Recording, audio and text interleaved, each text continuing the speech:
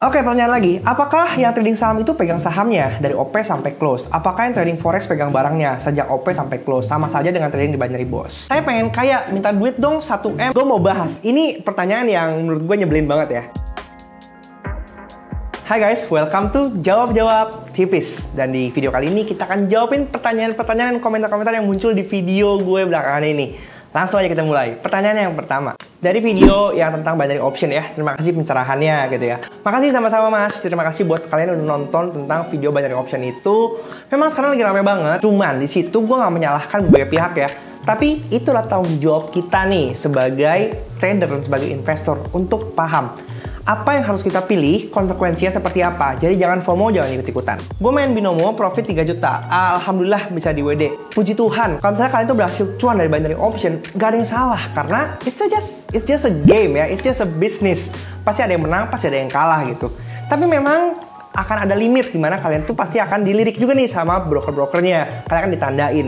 Jadi ketika kalian udah puas, jangan tamak, jangan greedy. Tapi semenjak ada berita ini, gue berhenti dulu bang. Walaupun udah profit konsisten, tapi ngeri semenjak ada berita ini. Syukur, gue lebih bersyukur lagi nih kalau ada yang tiba-tiba tercerahkan dan nggak lanjut lagi. Karena pada akhirnya mereka pasti pengen menang guys. Jadi kalau misalnya kalian udah menang terus, akan ada waktunya kalian akan di sliding dan kalian juga buy.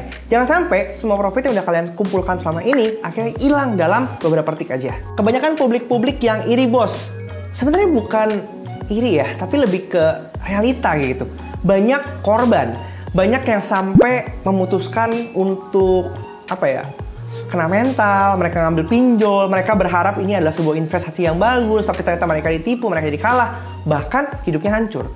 Dan itu yang sebenarnya membuat teman-teman kayak Gema, ada teman-teman siapa lagi ya, ada Bobon Santoso, ada yang lain-lain itu bersuara untuk menyuarakan ini. Karena memang ini menghancurkan hidup banyak orang. Jadi teman-teman yang belum, nggak usah tergiur. Ingat ya, tidak ada kekayaan yang bisa didapatkan dengan waktu yang cepat.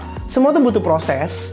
Dan kalau misalnya ada iming-iming profit konsisten, semua tawar-tawar yang terlalu menggiurkan, it is a scam.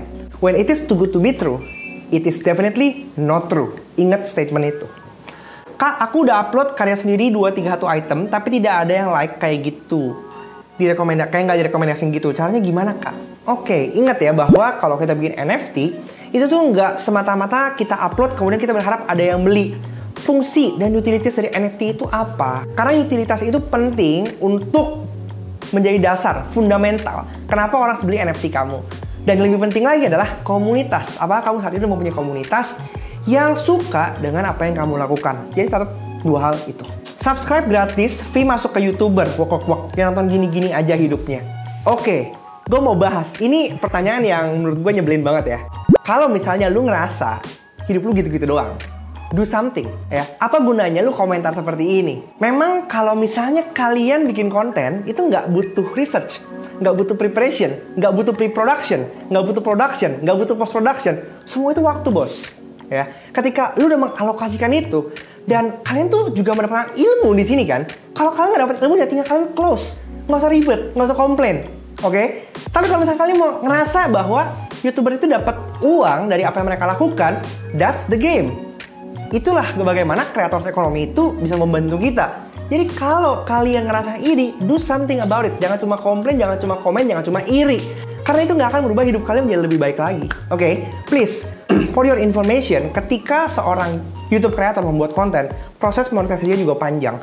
Tidak secepat yang kalian bayangkan. Berapa banyak video yang udah kalian hasilkan, tapi itu juga belum menghasilkan sesuatu. Proses investasinya juga panjang sama kita building business. So, it's an investment untuk membantu kalian punya income stream tambahan di luar pekerjaan kalian. Gak seru cuma saling sindir, saling baku hantam, kan seru.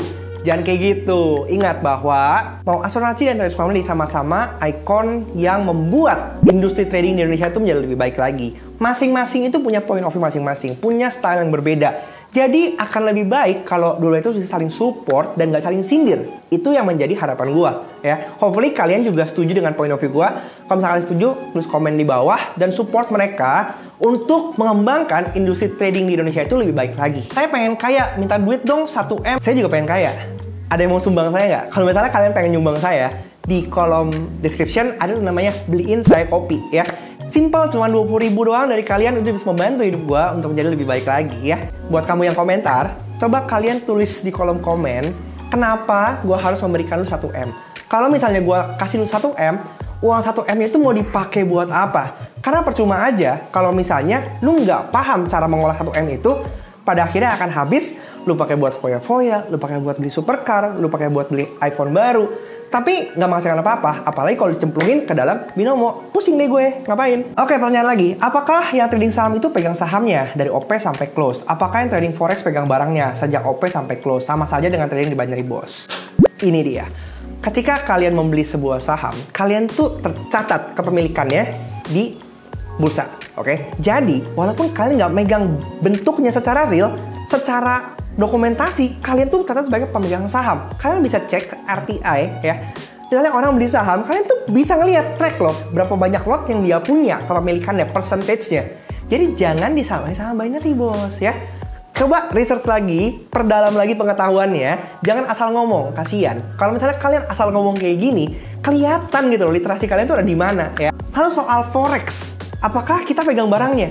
Kalau misalnya kalian trading forex, tradingnya itu bersifat CFD. Jadi sebenarnya yang kita perjualbelikan adalah perbedaan harganya. Jadi kita nggak megang fisiknya. Tapi kalau misalnya kalian mau beli emas asli, misal di Antam gitu ya, itu kan kalian pegang fisiknya. Jadi dari seminggu aku pakai aplikasi yang aku pakai udah dapat 25 juta.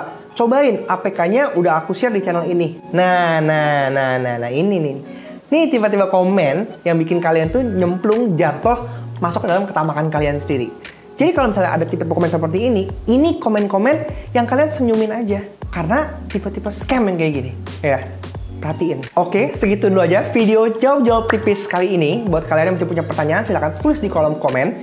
Dan kita sama-sama belajar dan membuat industri trading Indonesia itu menjadi lebih baik lagi. Ingat bahwa tidak ada uang yang kita dapatkan dengan mudah. Semuanya butuh proses, semuanya pasti rugi. Tapi dari kerugian itu kita belajar untuk menjadi lebih baik lagi setiap harinya. Share video ini ke teman-teman kalian yang membutuhkan supaya nggak nyangkut dan nggak terjebak dalam scam-scam keuangan. Sampai jumpa di video selanjutnya. Semua pasti bisa karena terbiasa. Bye.